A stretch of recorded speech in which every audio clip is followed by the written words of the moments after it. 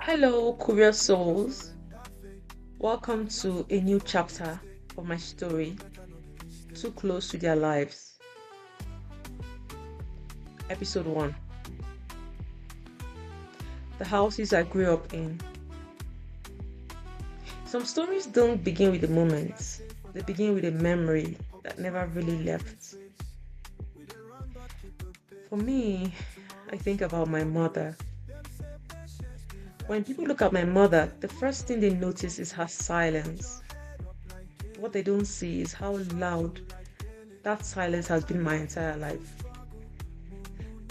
The truth is that my mom is disabled. She can't talk.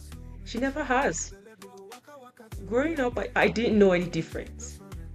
Silence was normal to me. Gestures, nods, the way her eyes worked over time to say the things her mouth never could. The way her hands spoke for when words failed completely.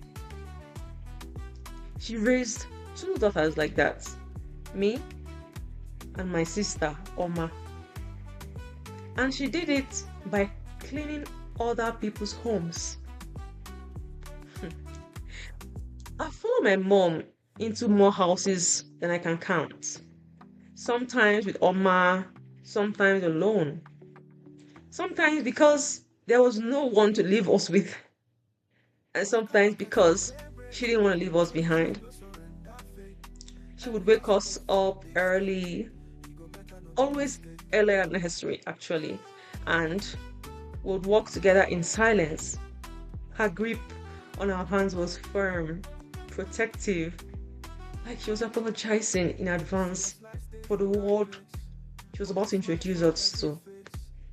Those houses were never quiet like our home. They were loud in ways money always is.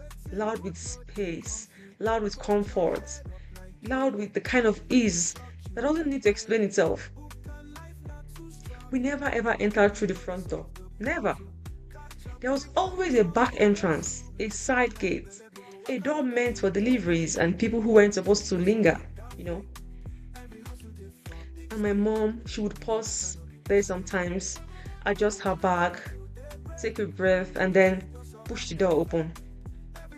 I didn't understand it then, but now I know she was bracing herself. The first house I remember clearly had floors so shiny I was scared to walk on them. I recall clutching Oma's hand, afraid that would leave footprints just by existing. The woman of the house spoke too fast, too fast. She didn't look at my mom when she talked. She spoke over her, around her. Like my mom was furniture that came with the cleaning service.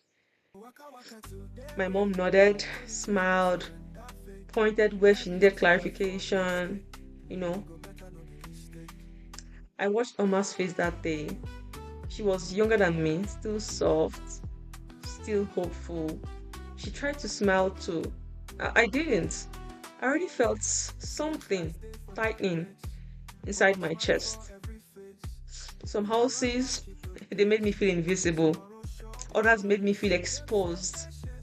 There was one house where the children stared at us like we're an exhibit. They asked questions without shame. Doesn't your mom talk? You come here. Why do you have shoes like ours? I answered what I could. I swallowed the rest. In another house, I recall a man watched me too closely. His eyes followed me down corridors that smelled like air freshener and secrets. My mom noticed immediately. She always did.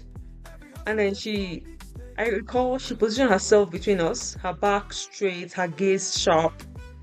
Mute doesn't mean unaware. Mute doesn't mean weak. In Oma, she hated those houses. She cried more than I did. Yes, I cried, but she, much more than I did. She asked questions my mom couldn't answer. Questions no one ever answers honestly anyway. She's like, why us? Why her? Why this life? I became the older sister much faster than I should have. I learned how to quiet Oma, how to distract her, how to read my mom's facial expressions before she even moved. I learned responsibility in rooms that didn't belong to me. I learned shame without being taught. As I got older, something shifted. I started noticing things I wasn't supposed to notice. The way rich women smile with their mouths but not their eyes. The way some men forgot boundaries when they thought no one was watching. The way kindness sometimes came with strings attached. I noticed how my mother was treated like she was lucky to be there. Lucky. Lucky.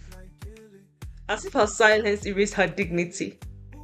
As if her disability was permission. Those houses didn't just shape my childhood, they sharpened it. Now, I'm in university. People assume that things are better, that struggle has an expiry date. But sometimes, when I sit alone, I still smell bleach. I still see polished floors. I still feel the weight of lives I was allowed to enter but never belonged to. Those houses remember me. And I'm starting to wonder how much of myself I left behind in them. Because when you grow up inside other people's comforts, you start to crave things you were never meant to touch. And that's where the danger begins. That is where my story starts, Curious Souls. And this is where I'll stop for today. Till next time, my people, life, lessons, and everything in between.